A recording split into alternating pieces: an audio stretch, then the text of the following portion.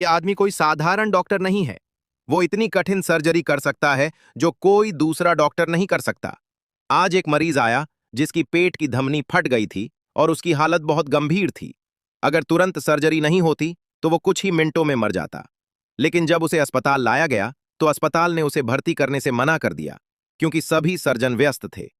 मरीज के परिवार वाले रो रहे थे और बहुत परेशान थे। फिर भी डॉक्टर ने उन्हें ठंडे दिल से भगा दिया। यंग मैन एक इंटर्न डॉक्टर है। जब उसने ये दृश्य देखा तो वो सहन नहीं कर सका और हिम्मत करके उसने ये सर्जरी करने की जिम्मेदारी ले ली। लेकिन फिर भी उसे रोक दिया गया और कहा गया कि वो सिर्फ एक इंटर्न है, उसे सर्जरी करना नहीं आता। तब यंग मैन ने अस्पताल के बेड को पकड़ लिया और रास्ता रोक लिया। कहा जाता है कि जब भगवान बहुत व्यस्त होते हैं तो शैतान सत्ता संभाल लेता है। अचानक कुछ यंग मैन के शरीर में प्रवेश कर गया और उसकी आंखें चमकने लगीं। इसके बाद उसने इतनी कठिन सर्जरी सफलतापूर्वक कर दी जो एक प्रशिक्षु डॉक्टर के लिए असंभव थी। उस दिन के बाद यंग मैन का करियर तेजी से आगे बढ़ने लगा। उसे प्रोफेसर कहा जाने लगा क्योंकि वही सुपर कठिन सर्जरी कर सकता था। लेकिन अपनी असाधारण क्षमता के कारण वो घमंडी भी हो गया। उसने अपने नियम बना लिए कि वो केवल उन्हीं लोगों का इलाज करेगा जिनके बचने की संभावना कम से कम 1% हो। जिन मरीजों का दिल बंद हो जाता उनका इलाज वो मना कर देता। आज फिर एक मरीज की मौत हो गई और यंग मैन ने उसे स्वीकार नहीं किया। ऐसा लगता था जैसे उसे पहले से पता होता था कि कौन सा मरीज बचेगा और कौन नहीं। अस्पताल की सबसे कठिन सर्जरी वही करता था, इसलिए उसका घमंड और बढ़ता गया और वो खुद को सबसे श्रेष्ठ मानने लगा। लेकिन एक मोड़ तब आया जब एक नया इंटर्न साक आया। साक अस्पताल के अध्यक्ष का भतीजा था। उसका स्वभाव यंग मैन से बिल्कुल अलग था। जब वो काम पर आता तो उसके साथ बॉडीगार्ड भी होते जो उसका सामान उठाते। ये देखकर यंग मैन को पहले दिन से ही उससे नफरत हो गई। कुछ सवाल पूछने पर उसे पता चला कि साक का दादा अस्पताल का अध्यक्ष है और साक ही इस अस्पताल का उत्तराधिकारी बनेगा। ये सुनकर यंग मैन उसे और भी ज्यादा नापसंद करने लगा। यंग मैन ने डीन से जाकर कहा कि वो इस इंटर्न को स्वीकार नहीं करेगा, लेकिन उल्टा डायरेक्टर ने उसे ही साक को सिखाने की जिम्मेदारी दे दी। यंग मैन साक को सबक सिखाने गया और उसने उससे बहुत कठिन सवाल पूछे, लेकिन साक ने हर सवाल का सही जवाब दिया।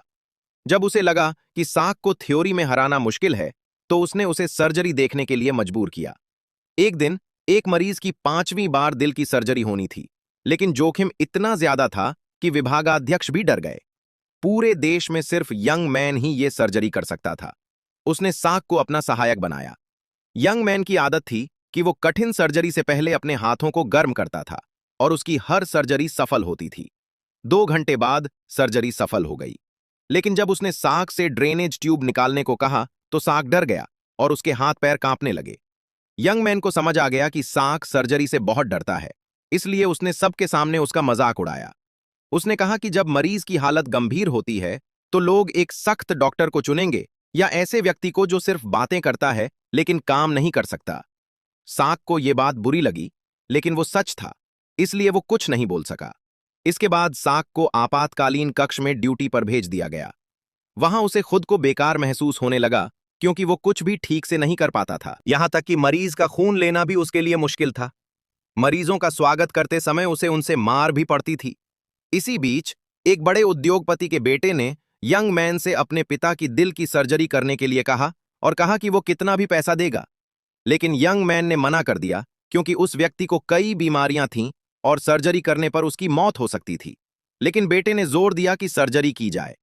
असल में उसका इरादा अपने पिता की मौत के बाद उनकी संपत्ति पर कब्जा करना था। यंग मैन को जिनसा उस उद्योगपति के पिता से मिलाने ले गया। वहां पहुंचकर यंग मैन को पता चला कि वो उसके पुराने प्रेम की पिता हैं और वहीं उसकी पुरानी प्रेमिका सान भी सामने आ गई। वो भी एक डॉक्टर थी जो अमेरिका में पढ़ाई कर रही थी। यंग मैन अभी भी अपनी पूर्व प्रेमिका से मिलना पसंद नहीं करता था, क्योंकि अतीत में उसने उससे सिर्फ इसलिए रिश्ता तोड़ लिया था क्योंकि वो गरीब था। एक डॉक्टर होने के नाते सान अच्छी तरह जानती थी कि उसके पिता का दिल का ऑपरेशन नहीं हो सकता और यंग मैन भी ये जानता था। लेकिन वो उसे दिखाना चाहता था कि अब वो कितना काबिल हो चुका है। वो चाहता था कि जो डॉक्टर विदेश में पढ़ी है और ऑपरेशन करने से डर रही है वो अपने फैसले पर पछताए। यंग मैन तुरंत अपने कमरे में गया और तैयारी करने लगा।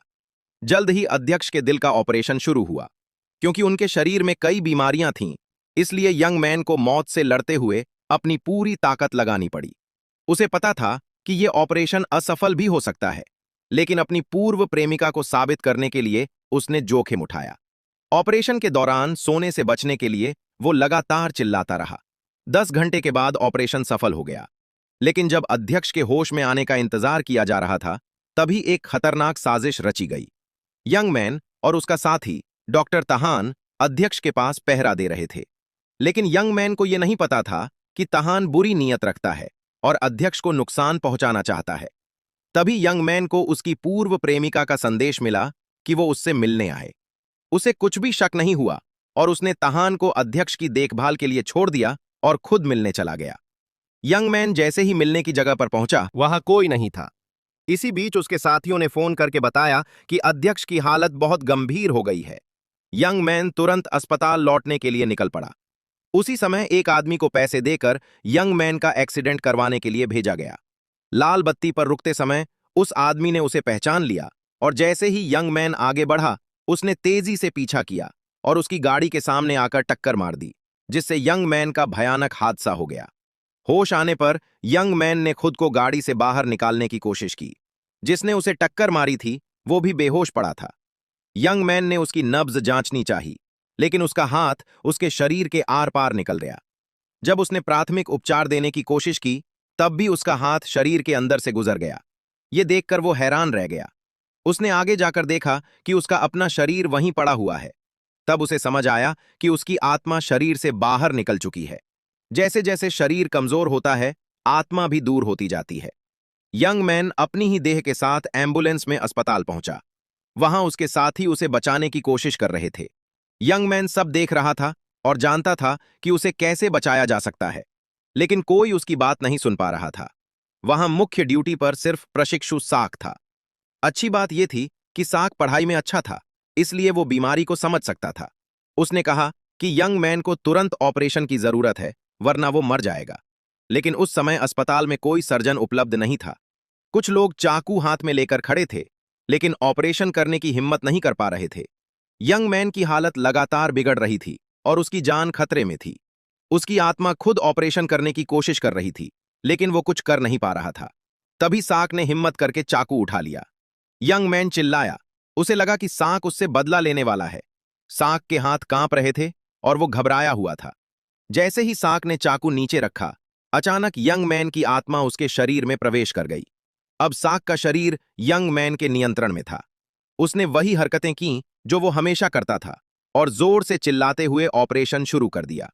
इस तरह यंग मैन की आत्मा अपने ही शरीर का ऑपरेशन कर रही थी। उसने अपने दिल के फटे हुए हिस्से को बहुत कुशलता से सी दिया, जो बेहद कठिन था। ऑपरेशन सफल रहा और उसका रक्तचाप स्थिर हो गया। इसके बाद उसकी आत्मा वापस उसके शरीर में लौट आई। साक को होश आया और उसे कुछ समझ नहीं आया कि क्या हुआ, लेकिन अचानक यंग मैन का रक्तचाप फिर से गिर गया और उसकी आत्मा दोबारा शरीर से बाहर निकल गई। इस बार वो इतना कमजोर था कि वो साक के शरीर में दोबारा प्रवेश नहीं कर सका। साक अब पूरी तरह असहाय हो गया और उसे समझ नहीं आया कि क्या करे। सभी सर्जन अध्यक्ष के ऑपरेशन में व्यस्त थे, इसलिए कोई और मदद करने वाला नहीं था। यंग मैन की आत्मा कमजोर पड़ती जा रही थी और उसकी जान जाने वाली थी। तभी तहान वापस आया और उसने जल्दी से दिल के बाएं हिस्से का ऑपरेशन किया। ऑपरेशन बहुत तेजी से पूरा हो गया, लेकिन तहान ने जानबूझकर ऐसा कुछ किया जिससे यंग मैन गहरी कोमा में चला गया और यह पता नहीं था कि वो कब जागेगा। यंग मैन बेहद उलझन में था। उसने अपनी आत्मा को शरीर में वापस लाने की हर कोशिश की, लेकिन वो असफल रहा। वो इस तरह मरना नहीं चाहता था। उधर बाहर एक महिला डॉक्टर साक से पूछताछ कर रही थी। उसने पूछा कि क्या उसमें यंग मैन की आत्मा आ गई थी, क्योंकि उसने वही ऑपरेशन करने के तरीके अपनाए थे। लेकिन साक ने इस बात से इनकार कर दिया। वो वास्तव में सर्जरी में बहुत कुशल था, लेकिन लंबे समय से इसे छुपा रहा था। इधर यंग मैन अपने शरीर की देखभाल कर रहा था। तभी उसने अचानक देखा कि ड्रेनेज ट्यूब निकाल दी गई है। ऐसा लग रहा था जैसे कोई चाहता हो कि वो हमेशा के लिए बेहोश ही रहे। यंग मैन की आत्मा ने किसी दूसरे डॉक्टर के शरीर में प्रवेश करके उसे दोबारा लगाने की कोशिश की, लेकिन वो असफल रहा। अचानक वहां की सफाई करने वाली महिला उसे देख और सुन सकती थी। उसने तुरंत उसकी मदद की और ट्यूब को फिर से लगा दिया, फिर उससे बात भी की। ये देखकर यंग मैन बहुत हैरान हो गया।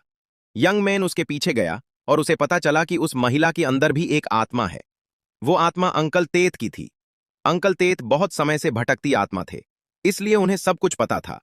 उन्होंने यंग मैन को आत्माओं के नियम समझाए कि आत्मा अपने शरीर से 100 मीटर से ज्यादा दूर नहीं जा सकती। इसके अलावा अगर वो बार बार दूसरे लोगों के शरीर में प्रवेश करेगा तो भविष्य में अपने शरीर में वापस नहीं जा पाएगा। इसके बाद से यंग मैन अपने शरीर के पास ही रहने लगा। उसका स्वभाव बहुत कठोर था, इसलिए कोई उससे मिलने नहीं आता था। हर दिन केवल प्रशिक्षु सोना ही उसे देखने आता था। सोना यंग मैन की आत्मा को देख